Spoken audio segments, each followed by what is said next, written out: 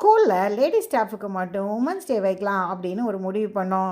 சரி, ஏதாவது வித்தியாசமாக நம்ம ட்ரெஸ் பண்ணிட்டு போகலாமேன்ட்டு 70ஸில் இந்த ஃபேஷன் மாதிரி ட்ரெஸ் பண்ணிட்டு போகலான்னு முடிவு பண்ணோம்.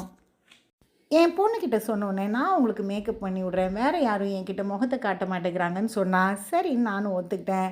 அவளுடைய ஃபுல் செட்டை எடுத்துகிட்டு என் ரூமுக்கு வந்துட்டா. கடகடன்னு எனக்கு மேக்கப் பண்ணி விட்டா. எனக்கு அது புதுசாக இருந்தாலும் நல்லா தான் இருந்தது.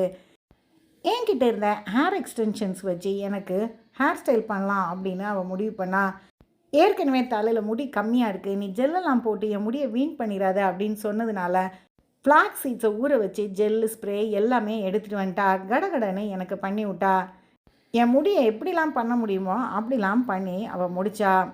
புடவை எப்படி கட்டுறது அப்படின்னு யூடியூப்பில் ஒரு லிங்கை பார்த்து அதையும் கட்டி முடித்தோம்.